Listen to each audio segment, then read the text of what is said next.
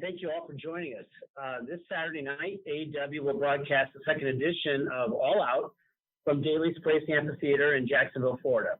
In what's shaping up to be one of the biggest shows of the year, we have 3 World Championship titles on the line, a 21-man casino battle royale, as well as some wildly entertaining matchups across the board.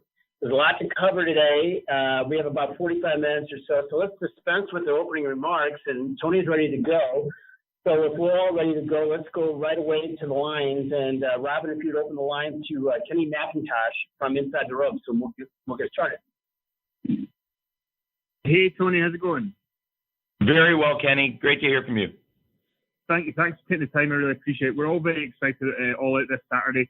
I wanted to ask you, maybe it's a controversial question, I hope not, but Chris Jericho had said, I think it was last weekend, that he didn't really think that the FTW belt meant that much in AEW so far. And I just kind of wanted to get your comments. And obviously, there's kind of 3 male singles titles and what we can maybe expect coming up with the FTW title to give it more. The FTW title will be treated totally differently than the other titles. I'm really glad you asked that, Kenny. I'm working on a pilot, and it's a different kind of a project than the way you've seen wrestling titles defended traditionally. And it's very different from, obviously, how we use the World Heavyweight title and the TNT title. So the AEW World title and the TNT title, I think have been treated as very, very important titles. I really, really feel great about both those belts and their champions. And the FTW, title and Brian Cage, I feel good about too, but we haven't totally established it yet. And to be honest, our plans for the FTW title, there's a lot in store, and I'm excited about it. So I'm glad you asked. Thanks, Kenny. All right, thanks, Kenny. Next up, I'm unmuted. Bill Pritchard from WrestleZone. Bill, you there? Yeah, can you hear me? We can. Oh, hey. Hey, Tony, how are you doing? I'm well, Bill. Thanks, man. It's great to hear from you. So I wanted to get your opinion on the response to the tooth and nail match so far. I know some people online were less than thrilled that it's going to be on the buy-in. So do you have any comment just to reassure fans or make them realize that this is an opportunity for them and for more people to see the all-out pay-per-view and it's not really a demotion? That's absolutely true. I've always felt that way. And we put, from the first pay-per-view we did, Double or Nothing, we put some of our biggest stars, including Hangman and MJF, on the buy-in. And the idea of it, the reason it's called the buy-in is because we try and put exciting stuff on this first, hour of the show so that people will pay to see the whole show. I love wrestling fans, and I've often said that wrestling is my favorite economy, and it is a strange, inelastic economy. It is the only place in the world where you'll have people complaining about getting something for free that they don't have to pay $50 for. And I think that's great because, like, the prestige of the quarterly pay-per-views, it shows how important I think we made getting on the main card. But at the same time, this is a great, important match for us. I think you'll see a lot more of Britt and Big Swole, and I'm excited about this. This isn't going to be a traditional wrestling match. The pay-per-view is going to be very, very wrestling heavy and not as story heavy.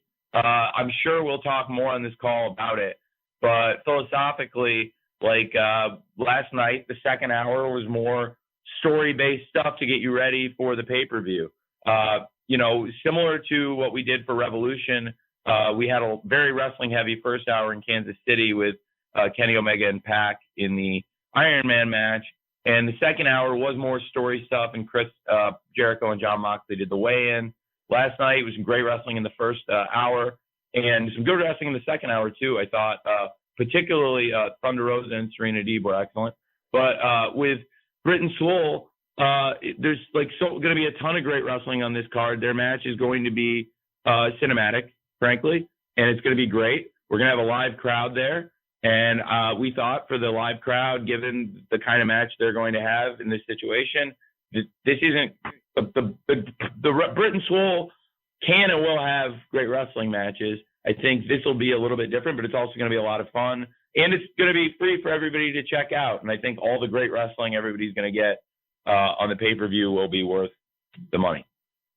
But it's a great question. I don't think it affects the status of the match. It's more about the tone of the match, frankly, and also the fact that it's good placement. It's a good advertisement for broad fans to AEW. We think it's going to be a great match, and it's going to be going out to a big audience. All right. Thanks, Bill.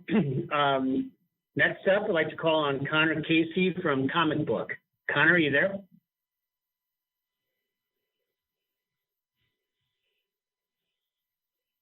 Connor, you have to unmute your line. Hey, Connor. Hey, are we good? Yeah, man. Awesome. Hey, Tony, thank you for doing this. Really appreciate it. Of course, yeah. In the past few weeks, we have seen NWA power footage on Dynamite. We've heard Billy Corgan's voice, and obviously we've seen Thunder Rosa more than a few times, and she's got this big match on Saturday. What is the working relationship between AEW and NWA as it stands right now? It's the working relationship between us is the extent of the good personal relationship between Billy Corgan and me. I've had a good relationship with Billy for years, long before I got into the wrestling business. Frankly, I'm good friends with Chris Nowinski. I really believe in Chris's work. And I think, the Concussion Legacy Foundation does great work. Chris has come in at my request and spoken to all of the AEW talent. And we have a good relationship with the Concussion Legacy Foundation. And Chris is my good friend. And he introduced me to Billy years ago. And I went to one of Billy's concerts. He's a very nice guy. And I have a lot of respect for Billy as a musician. The NWA's got great history. They aren't really operating right now. I think we're very, very different companies in a very different place.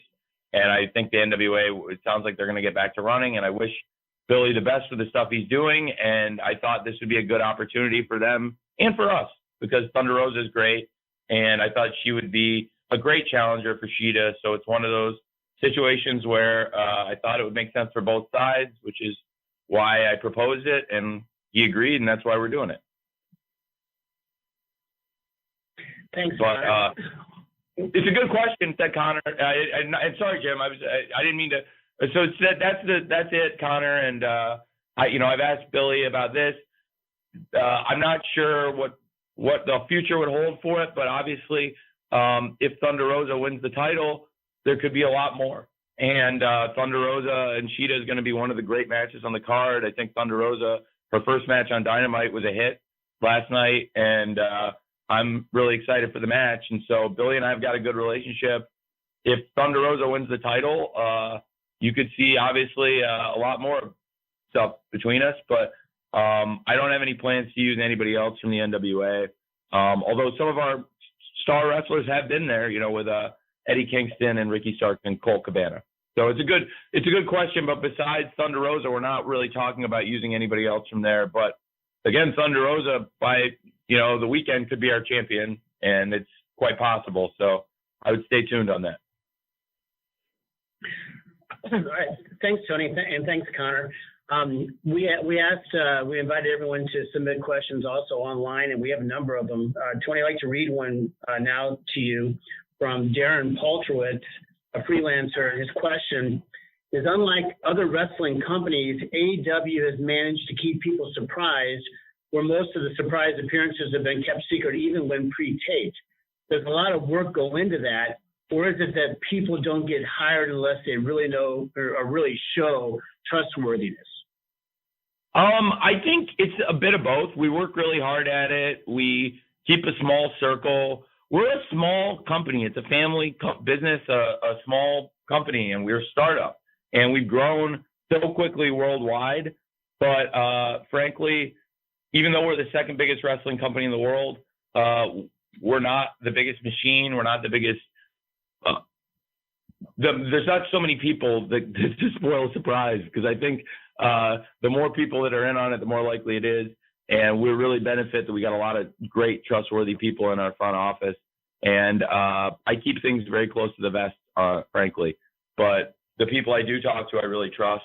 And the people we bring in have been really trustworthy. So I think it's been a really positive thing for us.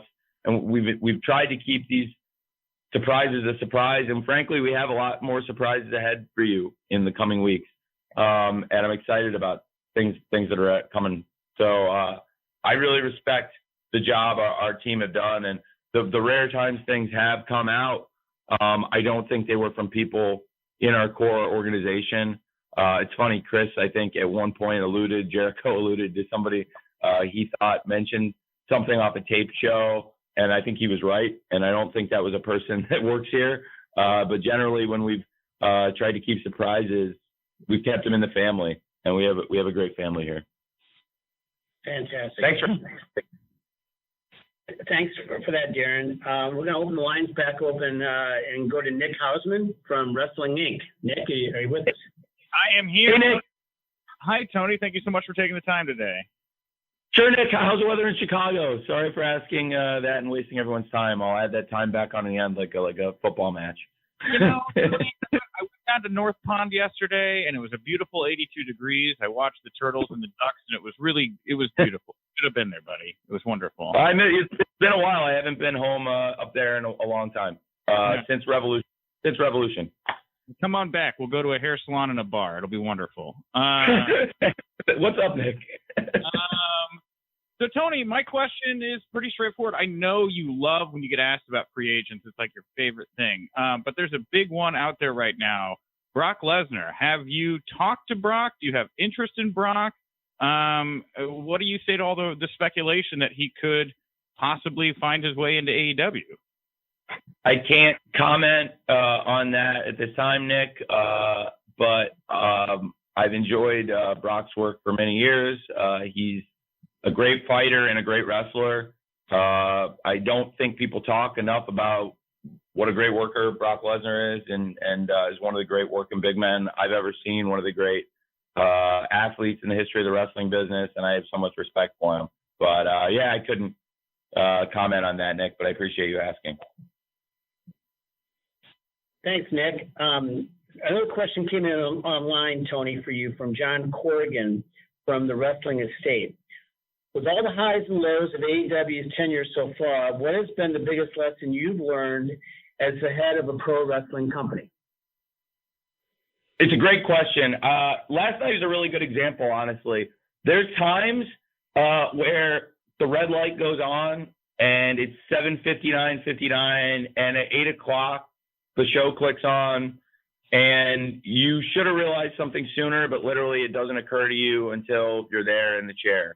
And that was me last night, and there's times where it's going to be like this. And frankly, like I know last night there was a lot of great wrestling in the first hour, and I put a lot of responsibility on Thunder Rosa and Serena to have the strong wrestling match in the second hour, and I thought they nailed it. And they were put in a showcase position in the semifinal, and they nailed it.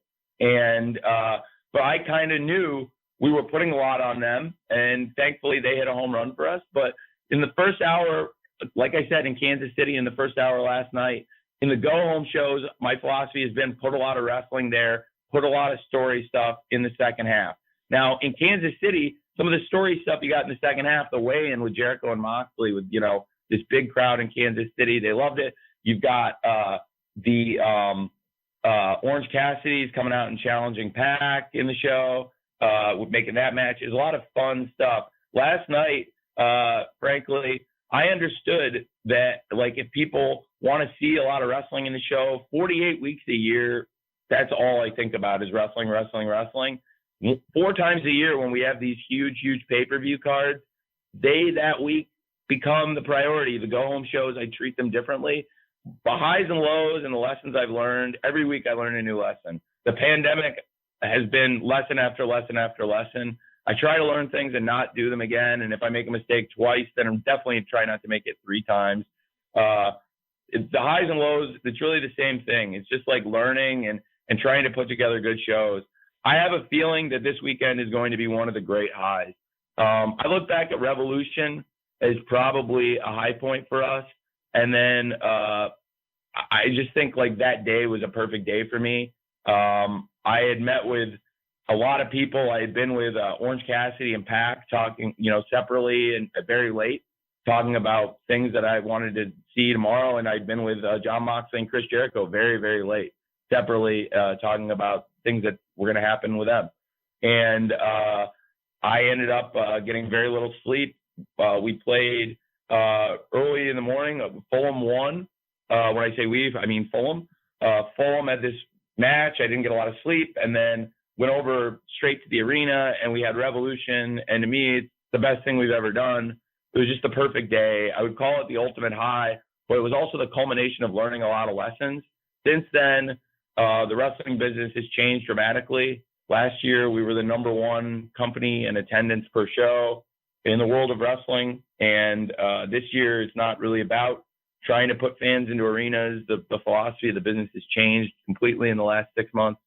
And I feel like we've tried to roll with the punches. This weekend is going to be one of the highs. This weekend, I can't tell you how excited I am for Saturday. I held back in the second hour last night too much, maybe, because I wanted you to really anticipate the wrestling on this show, because the main card on Saturday, bell to bell, is going to be the best wrestling you've seen since the pandemic. Furthermore, I hate that it's come to this. I hate that this is what we have to do, but I've used this analogy privately and publicly, and I'm sorry to give such a long-winded answer to highs and lows. There's a lot of answers to highs and lows and a lot of things I can talk about.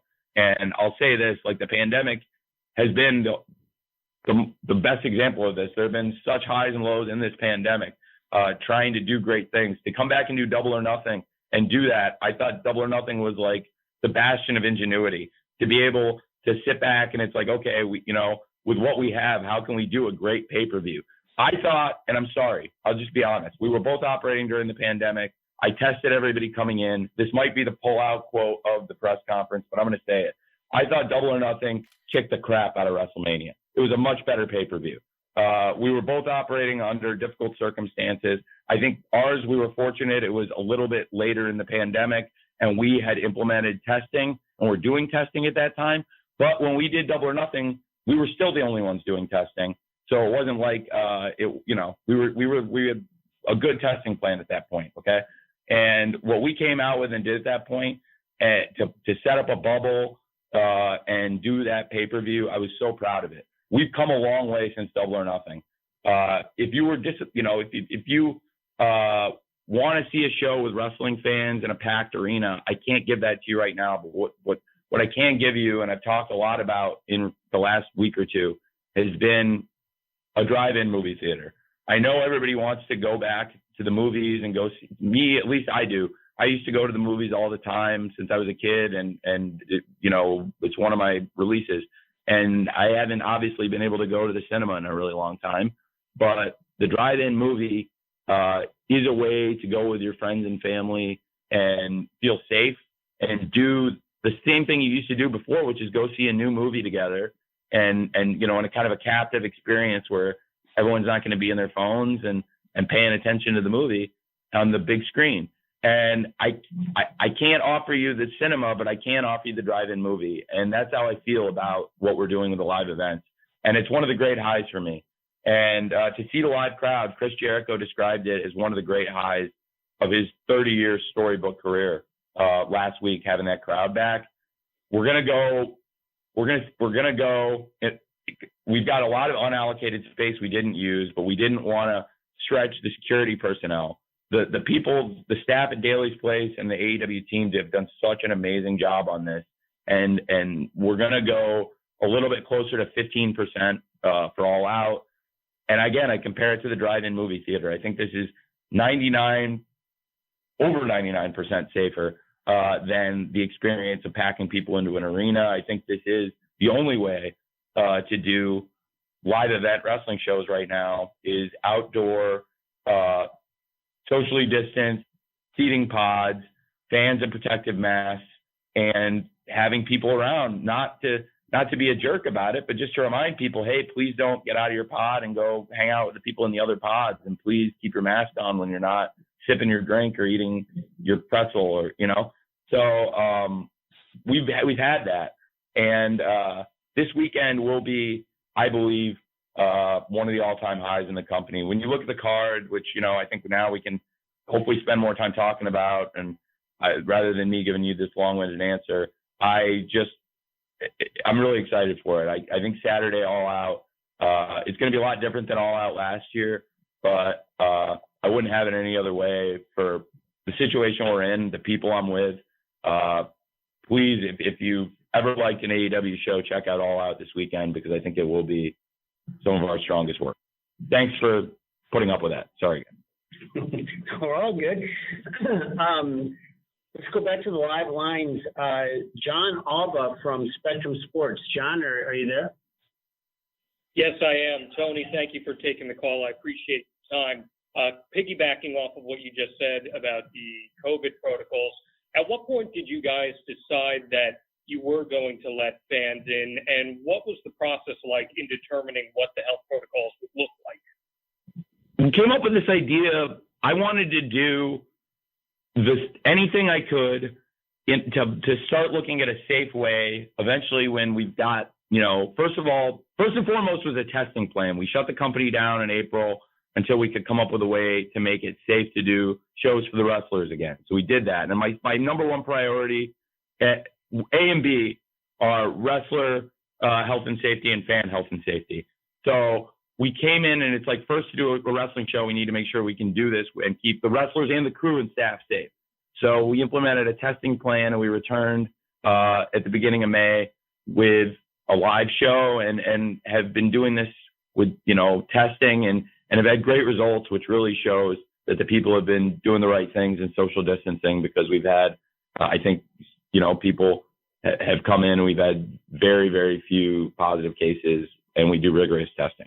Once we got that implemented, I started to look at how we could utilize our outdoor space to safely have some kind of live event experience. And we'd been putting tested people, fans at ringside, but they weren't really fans. They were wrestlers and crew and staff, but it added a sense of normalcy. You've probably heard me say it by now that I got this idea from watching The Tonight Show, and they had the crew in the studio. And I, going back during the first week of the pandemic, looking at how shows were handling it, that was the most creative thing I'd seen.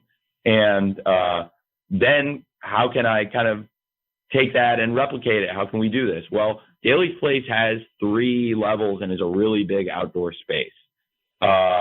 Eventually, we had the staff kind of spaced out in the bowl, and I started to wonder about the top 2 bowls. There's not a bad seat in the house as far as the stuff we've allocated. I mean, there's great views, and it's my first thought was, is it for egress, for getting people into the building, temperature testing, all the things you need to do, the things I never thought of that our marketing staff put together, like the pickup of the when people have ordered items online for shop AEW, they're able to pick them up, which I never even thought of, how we'd get through that, or the concession line, and the creative thought and ingenuity that our team put into it. We spent the last several months working on it, and then we did kind of a soft open. We invited some staff and some sponsors and local friends to come and sit up there and did temperature tests, all the stuff we're doing now for them is kind of a soft open. We slowly started to hire more security personnel. Then a week before we went live with fans, we had done, again, kind of a soft open. We had brought in some security. And I think you saw some of those videos, maybe some of you guys had posted online of what we were doing before we actually started selling tickets, just to kind of get ready to train the security personnel, to remind people to stay in their pods and keep their masks on, or, not too many people going into the bathrooms at once. And it's been a process that, it felt slow because everyone was anxious to have the fans back, but I think it was right to be cautious. And now we got a process that has worked really well, we think, and hopefully for All Out, it'll pay off with this great crowd of, 700 people, 750 people. However it comes out exactly, it's going to be the hottest, biggest crowd for wrestling in a long time. And the most important thing is it'll be a safe crowd. Thanks for asking about it. All right. Thanks, John. I'd like to call on Jim Barcelona from the Miami Herald. Hey, Jim. Okay, all right, good. Oh, yeah, now you can hear me. Great. Hey, thank you so much. I'm curious because you mentioned Thunder Rosa and Serena Deeb. I'm wondering about Serena Deeb and your women's division in general. And might we be seeing more Serena on the show? And just you had a great women's tag team cup tournament that was just amazing. And what are your thoughts of the division these days, and also about Serena? And thank you. Oh, sure. Thank you. Well, we've been bringing in more talent. Some of our best wrestlers in the division, including our first champion, Rio, have been trapped outside the U.S. because of the pandemic.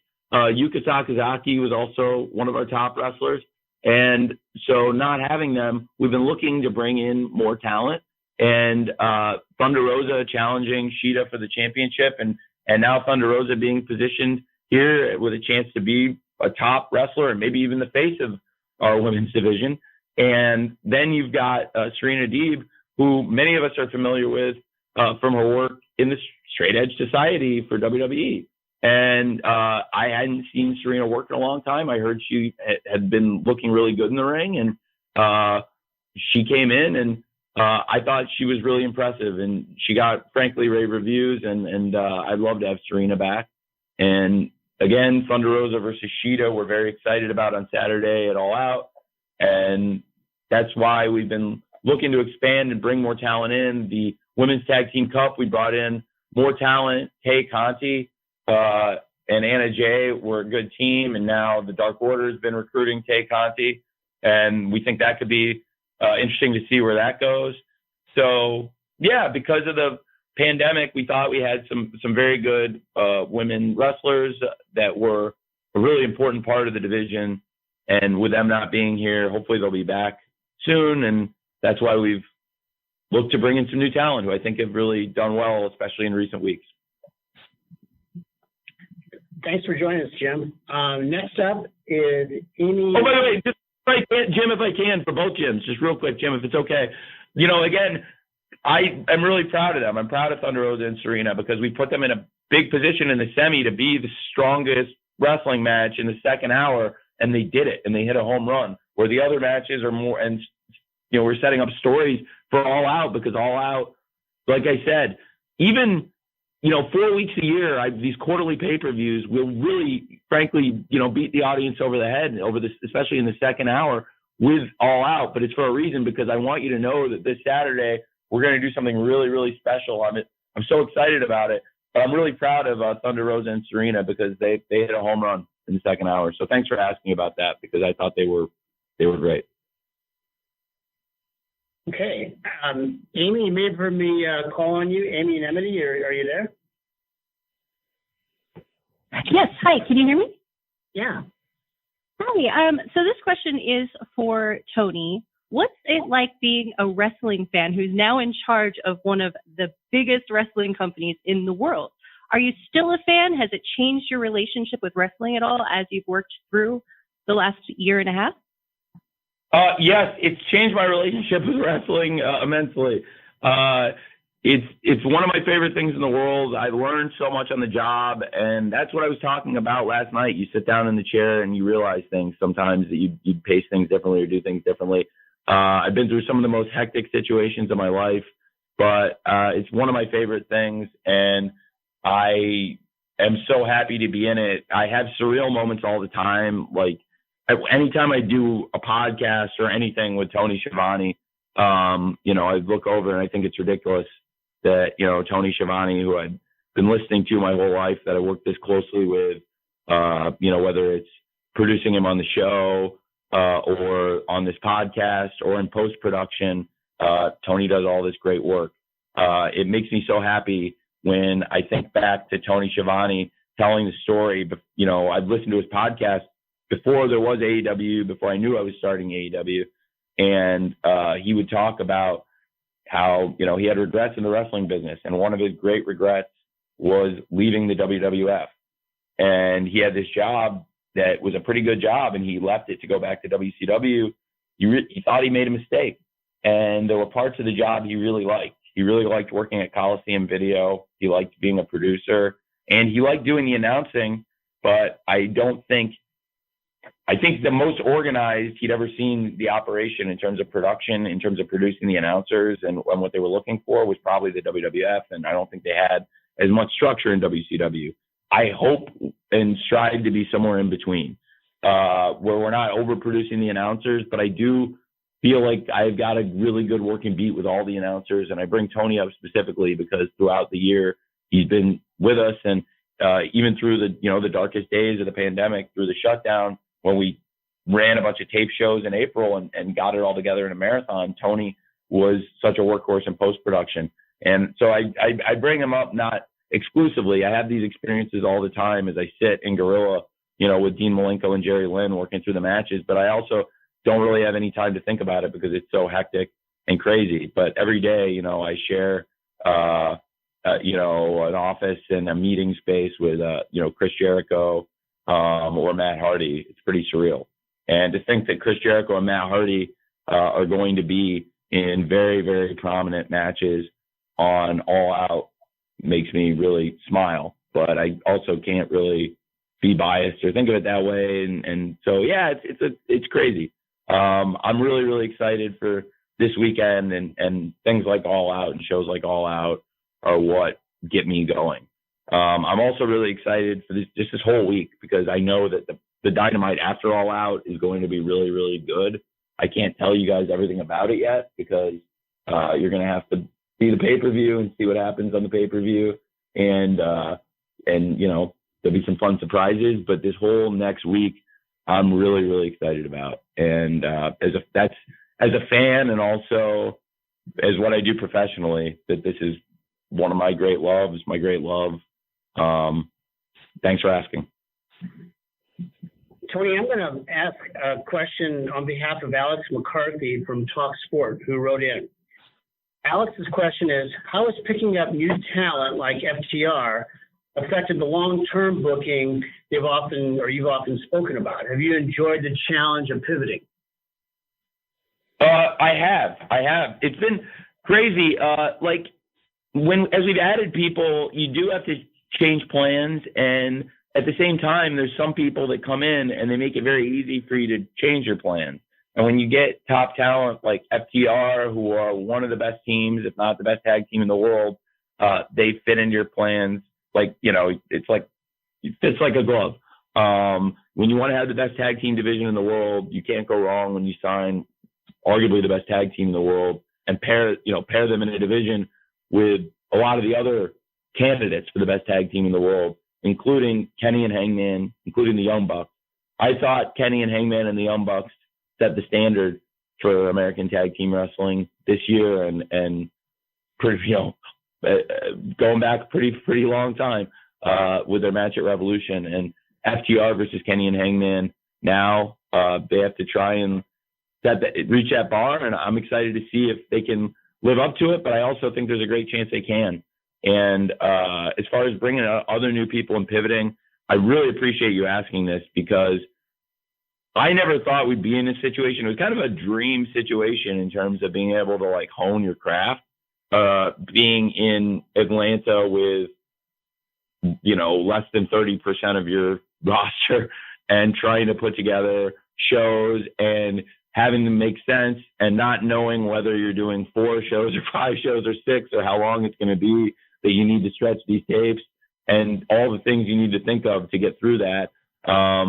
That we got through the month of April is if ever you can pivot around and make it work and piece together shows and then come out stronger and do really well in May.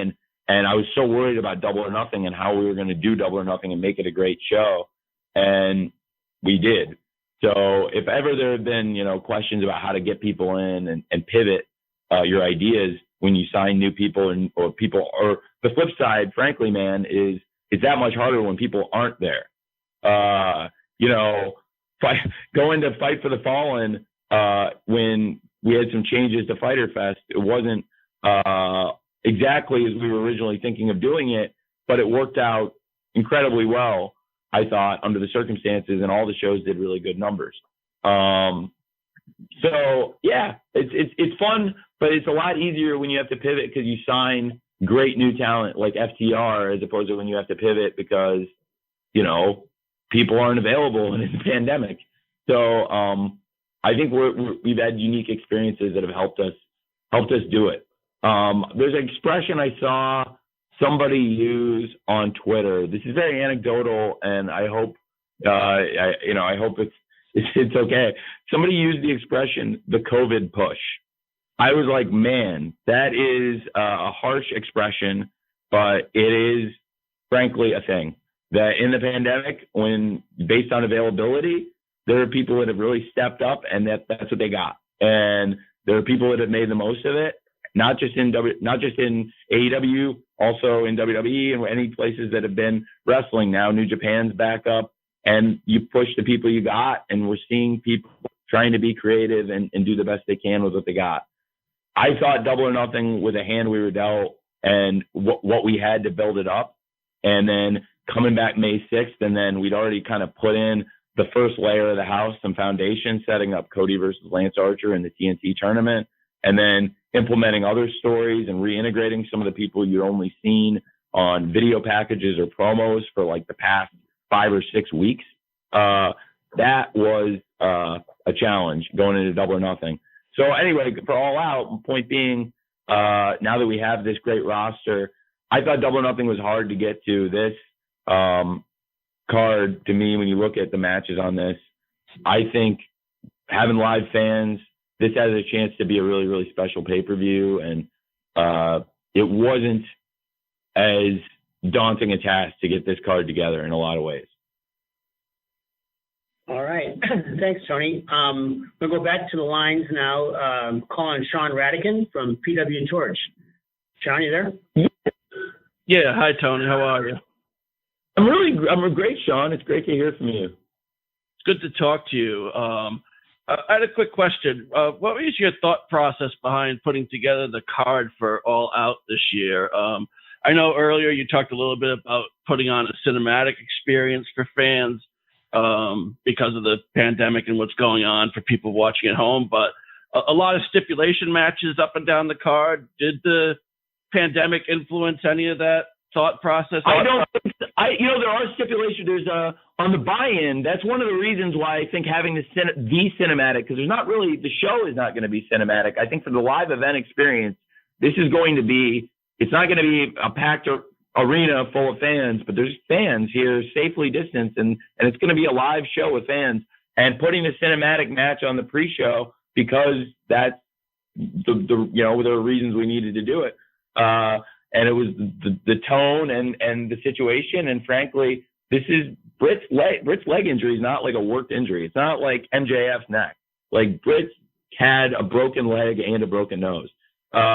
So with a fracture in her leg and her nose injury, like we gave her some time off. And this is the first time Britt's come back and done anything physical. Last night when she attacked Swole was the first time Britt's done a physical wrestling activity in a long time. And I'm really excited for this match, but there's a lot of reasons why I think it's the right reason to do it cinematic, frankly, and for the people asking, I think that's why.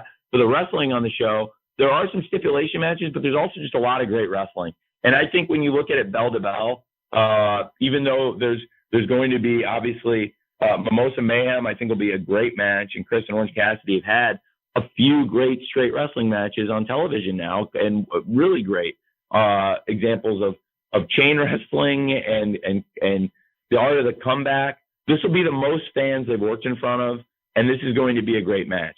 Matt Hardy and Sammy is the broken rules. Effectively, it's a last man standing, loser leaves town match that applies to Matt. And Matt and Sammy have had this great feud. There's a great story that Sammy wants Matt out of AEW, really since Matt's been in AEW. He's mostly tormented Sammy and vice versa. So Sammy's an original. He is the original. He wrestled in the first ever singles match in AEW. He wrestled the first ever match on Dynamite. And, he's wrestling now in our first last man standing match. He was in our first tables match. And this is going to be a lot of fun. And if you look at the rest of the card, you got a casino battle royale, which also is involving a lot of people on the card, but I think will be frankly, a great example of how far the roster's come since our first show, because I think this Casino Battle Royale, now that we have this depth of a roster, we'll see a lot more talent in it, and you'll see that the roster's come a long, long, long way. Who's in this one versus where we were with the first Casino Battle Royale. We had some great people in it with MJF and Hangman.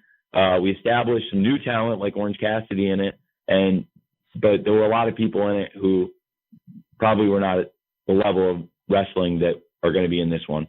And then I'd like to just go down the rest of the card, because I feel like, Sean, there's so much good bell-to-bell wrestling, and for a person who just wants to see great wrestling matches, when you look at Young Bucks versus Jurassic Express, who are two of our top teams, and they're both in the top 5, and I think we really believe in the tag team wrestling, and it's like a title eliminator in UFC or boxing, because they're both highly ranked, and the winner of the match will be better positioned for a championship match, with the winner of Hangman and Kenny versus FTR, another great wrestling match that we think will have a chance to steal the show.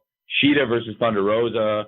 I'm very, very excited for this as a bell-to-bell wrestling match again. And then, of course, Moxley versus MJF will be, I think, a really, really strong wrestling match on this card. And I think, when you look at that, that has a chance to really be a great chance to establish whether it's going to be John's run of dominance or whether it's going to be that Max is the future of this company. And frankly, I think it's both. I think John's had such a great run as a champion, but I also think Max is arguably the future of this company. And I'm really excited for everybody to see what we're going to do here and how this match is going to go. I'm really excited for both of them, because I think as far as like a big fight feel, this has it to me. I'm really excited for their match. And I think I'm really excited to see, how people come out of this with the show. There's also the 8-man tag, and I'd be remiss if I didn't say that I thought how Brody Lee won the championship was a very, very, very strong moment for us, and got a big response and shocked a lot of people. The Dark Order, again, when like what I said with the Casino Battle Royale, I think as an organization, as a group of heels, they've come very far from where they were last year. And Brody Lee has a chance to be a great TNT champion. I think the TNT championship means more in our company than other titles outside of the world title in other wrestling companies, if that makes sense. There's a reason there is a TNT champion. We have this media relationship that means so much to us. It's our prime source of revenue. It's our prime source of exposure, other than these huge quarterly pay-per-views that we build to, like All Out. And Brody Lee's a great champ for us. And this, this match he's got, with just a lot moving parts in this situation. The babyface group with Dustin and QT came out to support Cody. And then a couple of Cody's friends, Scorpio Sky and Matt Cardona, who's an outsider, showing up. I think that has a chance to be a great match too. And anytime I can see Dustin Rhodes wrestling on pay-per-view, I'm always happy to see that, since I was a small kid. And Colt Cabana and the Dark Order, it's been a great story. So I think there's a lot of great wrestling on the show. Nothing I'm more excited about than MJF versus Moxley for the championship.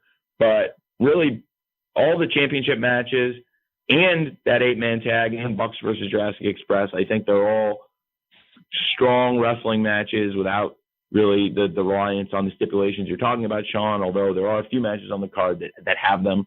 I think you'll see there's going to be a lot of great wrestling, man. All right.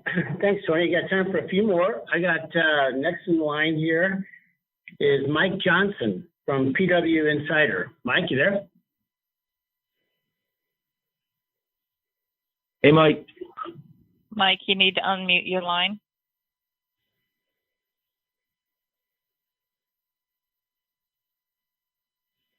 All right. Can you guys hear me now? Hey, Mike. Hey, how are you, Tony? Good to talk to you, sir. Great. You brought up the relationship with TNT and Warner Media. What's the status of the second AEW series coming to TNT? Is it still going to be envisioned as AEW Dark, the way it was mentioned a while back by Kevin Riley? And how has the relationship between the two sides changed, if at all, with all the shuffling within Warner Media? I tried to. Thanks for asking, Mike. It's great, and I'm glad you asked. It's funny because I speak to them a lot, and I've had texts from top executives at Warner because we talk so much about promoting the show and about ideas. They actually texted while I've been on this call with you guys, and it's a great relationship. And like I said, it's a lifeblood of our company, our media partnership.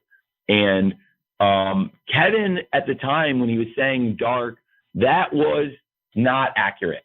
We were not going to bring dark as the third hour, and we had communicated that, but it was a miscommunication. I think Kevin misunderstood some of the materials. Dark was doing very, very well, and I think is doing very, very well, and Dark has actually risen since this conversation we had with Kevin, but that we would do a totally different third hour and keep Dark on YouTube. And that is still the plan, and that show will be launched in the next year. I don't have an exact date. I can promise you it will be in the next year, but I don't know exactly when. And there's a lot of work that's going to go into it that still needs to be done in terms of market testing.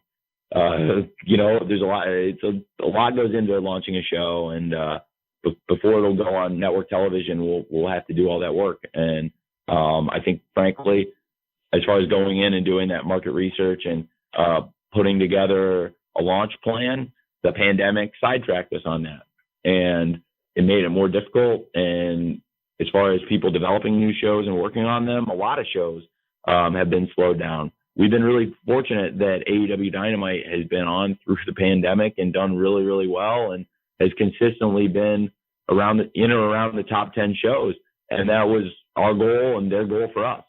And I don't know exactly when, but as things are starting to hopefully get more and more normal, and as the country keeps trending in a better direction, hopefully, in terms of going back to work, we'll be definitely launching the show soon. I don't know the exact date though, man. And then as far as the relationship to your question, which you asked, yeah, I'm very fortunate that I met Kevin. I'm glad you gave me a chance to say this, and that on the call I can address it, because without Kevin, there would not be AEW, quite possibly. And I'll say that because even when we got to a point where we didn't have a deal and I wasn't sure the show was going to be on TNT, I had gotten far enough down the road where I knew I was going to do this. It was a crazy process. Sometimes I see people say, and it's not a bad thing because it's a really important part of our brand, and it's a selling point for what I'm doing this weekend. And this is fitting timing that it's the 2-year anniversary of All In now, but it's the 1-year anniversary of All Out. All In was a hugely important show for the wrestling business. I was going to start a wrestling company before All In.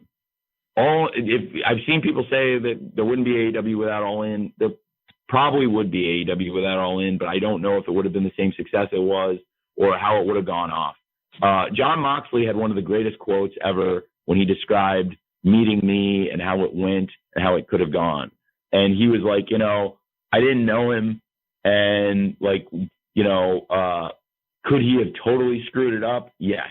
And it was that was this. It was could have really gotten screwed up, but it didn't. For our relationship, Kevin was the guy that, for me, he opened a lot of doors. When I went to All In, I wanted to see how it went, but I knew we would be doing we'd be adding a lot and doing a lot of things. And I knew the guys had drawing power. And as far as the show, I wanted to see a good show, but whether it was good or bad, there was going to be AEW. And for Kevin, I had gone to Kevin in April on effectively a whim, those moments, and hopefully it inspires people, because the worst thing people can say to you if you have a dream is no. And I know I was in a unique position and effectively born on third base, really.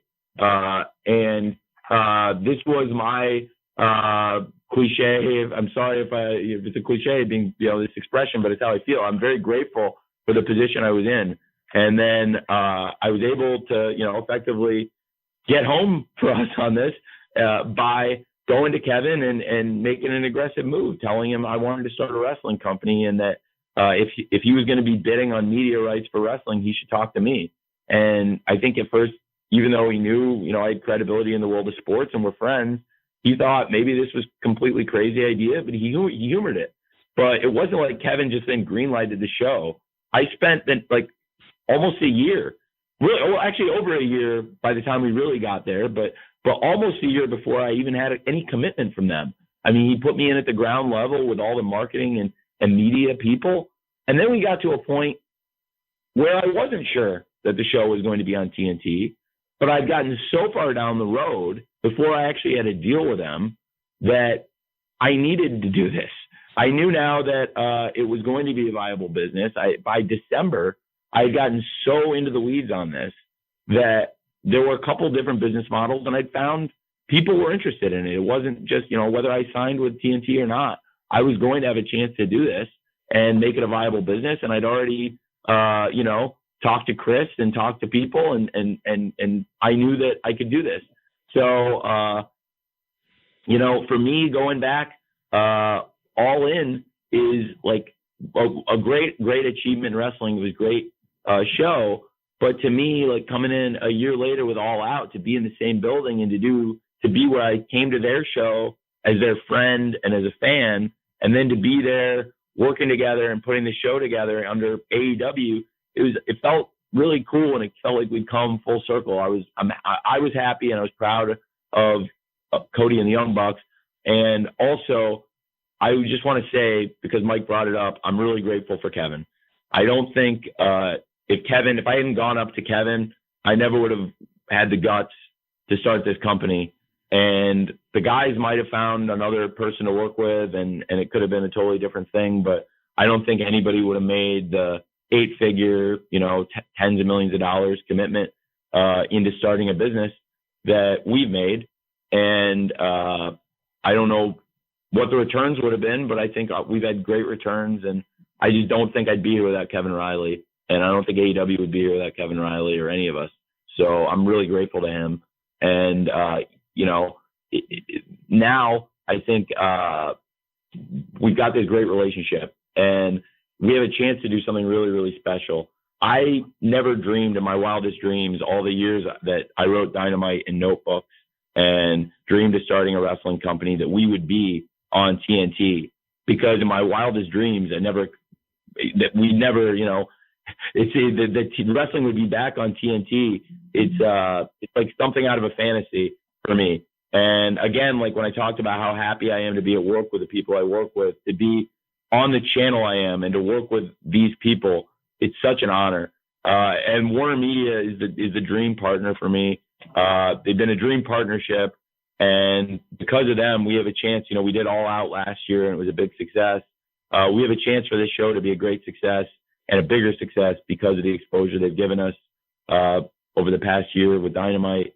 And to our new media bosses and the new team, just starting to get to know them, and they have a vision, and I really believe we fit into that vision. I believe that wrestling is some of the strongest streaming content in the world. I believe there are a lot of people who consume wrestling, and I believe that we are a really strong cable property, and that's how we got here. We've built Dynamite up into a top 10 show consistently on Wednesday nights. I'm constantly thinking about it, retooling it, kicking myself, beating myself up to try and make Dynamite better. And I really believe that if we all put our heads together, that we can make Dynamite the best wrestling show in the world. If it's not already, in your opinion, I think we're working hard. But I do think that Warner Media, I can't say enough about the relationship, and I hope that as the company AEW grows, and as we get more and more established, we do more and more things together. You guys asked me about the FCW title earlier, and I said there's things I want to do differently with the FCW title, a different presentation. Thankfully, nobody followed up and tried to get me to elaborate more details, but that's one example of different things we're trying to do with Warner Media. And you'll see a lot more projects in addition to Dynamite, which is our flagship show, and our, Wednesday night is our flagship product. you'll see a lot more different kinds of shows in addition to this third hour of wrestling, things that aren't necessarily your classic wrestling show. But I also want Dynamite to feel like your wrestling show.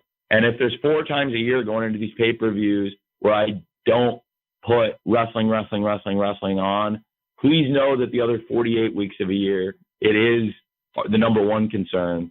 And then frankly, I hear you guys on these go homes. Maybe I should put more wrestling on the go homes and not be so story driven in the second hour. The worst thing I could do is not listen to what you guys say and the fans say, because they're always right. That's why over the holidays, I banged my head, and we all banged our heads against the wall so much to come back so strong at the beginning of the year to make sure 2020 was a great year. That's how I feel about every week now. And with All Out, the card that's in front of you guys, I'm really proud of it. I think from a bell-to-bell standpoint, you'll see something that's going to make you guys smile this weekend. I've been waiting for this for a long time. To do Dynamite in front of fans the last couple of weeks has been really special, and to open it up a little bit more and have a few more fans, but be able to look myself in the mirror and know that we're doing it safely and we haven't risked anybody's safety, whether it's the fans themselves or the crew and the wrestlers, to do it, to get that reaction, to get those pops and the dramatic feel and what we've all been missing. I'm just so excited for it. And I thank you guys for sitting through this call with me. And Jim, do we have any other ones? This has been so great. I was going to end with one more question. We are at the top of the hour. We are in a time limit, but per custom, we normally spin the wheel and get one more call in and one more question in, and we've done that. So we have time for one more, and the winner is Louis Dangor from Wrestle Talk. So Louis, if you're there, we got time to jam you in here for a real quick one. Hi, Louis here from Wrestle Talk. Thank you so much for taking the time, Tony. Hey, thank you. Obviously, you guys have done some great work with All Out and the build. If you look at the card now, and we know obviously you guys plan quite far in advance, how much has changed from what you guys planned or from what you thought the All Out card would look like? A lot of it is the same. The biggest change, I think, honestly, it's mostly what I expected. There have been a couple changes. I originally had Britt and Swole on the main card, and not being sure that Britt hasn't wrestled in a long time, and I think their cinematic match is going to be great, but that was one thing that I changed. And then also, most of it really has been the plan all summer. I think when you look at that we wanted to do MJF challenging Moxley for the championship, that we believed, Kenny and Hangman had this great run as champions, and now we got arguably the toughest challenge we've ever put in front of them, the number one contenders being FTR, Matt and Sammy, the culmination of their story, and Chris versus Orange Cassidy. I think that some international challenges changed things up, and Thunder Rosa was some ingenuity. Kenny threw it out there, and like I said, I have a good relationship with Billy, and when we were listing names and Kenny said Thunder Rosa, and I was like, I'll call Billy, it's a great idea. I'd love to do that. And so I booked it. And that was a change. Some of the names in the Casino Battle Royale, there'd be some people, if I had my ways that everybody could be here, that might be a little different, but generally the vast majority of those people are the people I would put in. And honestly, a lot of it's been good, man. There's been people that have come in through the pandemic. Like great examples would be guys that have gotten signed out of the Open Challenge, Ricky Starks and Eddie Kingston. Ricky Starks came in. I didn't plan for this. Cody had a list of names that he suggested, and they were good names. And at the Ricky Starks week, Ricky Starks was by far my favorite name on the list, even though I'd never seen him in person and had briefly met him once in Texas, but never really spent that much time with him or gotten to know him. And had never seen him working person. He blew me away in his match with Cody.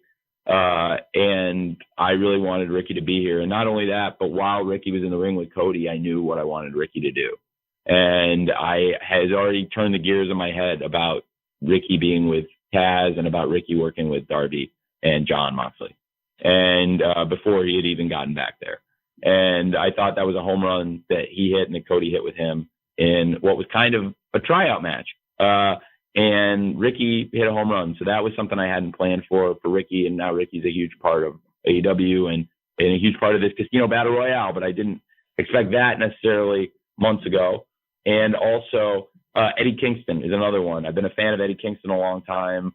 And I really enjoy Eddie. I think he's a great wrestler and a great promo. And I'd always thought maybe Eddie Kingston could come in and fit in here, but it just hadn't. I don't know. I never had that one idea click where I was like, that's what we need to do with Eddie Kingston. Cody had a list of guys. Again, Eddie Kingston, I was like, that's my favorite. That's who I want, and booked it. And Eddie Kingston, I thought, hit a home run. And again, I had an idea for Eddie Kingston. I thought with, Pac being gone, there was a great opportunity for Eddie Kingston. We had done this 8-man tag that was kind of a great match, I thought. Not kind of, it was a great match, I thought, with FTR and the Young Bucks at Fyter Fest against Phoenix, Penta, and Butcher and the Blade. And we had a fun story going there. And it's no secret, we really miss Pac as a company. I really miss Pac. I think we all do. Last year when Moxley was unavailable on All Out, Pac stepped up for us. And, it's unfortunately he's not here, but now we have all these other guys on the crew to step up. And with Eddie, I think he can be a mouthpiece for the Lucha Brothers, but also we see a lot of moving parts under his leadership with Penta, Phoenix, and Butcher and Blade. And Eddie coming in again when Eddie did the match and did a great job and nailed the promo and the reception to Eddie was so good. I thought, okay, well, I think Eddie would be great for this. So we pivoted some stuff, and now all 5 of those guys are, in this Casino Battle Royale, and they're a big part of the story. So some things have changed there, but the main stuff on the card, a lot of it was what we've always wanted to do. And Bucks versus Jurassic Express, I think we felt like could be a great match on the card. Again, 2 of the top teams and both in the top 5, and to set up a great challenger, whether, either team would be a great opponent for Kenny and Hangman or FTR after the title match. So it's a great question, man. And a lot of it's the same, but not all of it is what I would have said months ago. But the MJF and Moxley and Kenny and Hangman versus FTR, certainly I would have told you a while ago. And Chris versus Orange and Matt and Sammy, I think, if that makes sense. All right, Tony. Well, everybody who's joined us, thank you very much. We're definitely at the end of our time. On behalf of everyone and on behalf of Tony and everyone at All Elite Wrestling, 1,000 thanks for taking the time today to join us and your continued interest in AEW. As we've said in the past, we don't take the commitment to the wrestling industry for granted, and be assured it's appreciated, especially this year, very unusual and eventful year. So we'll be distributing an audio copy of the teleconference show with Tony very shortly, so be looking for that. And again, thanks for joining us, and we hope you enjoy All Out on Saturday night and the entire holiday weekend. Thanks very much.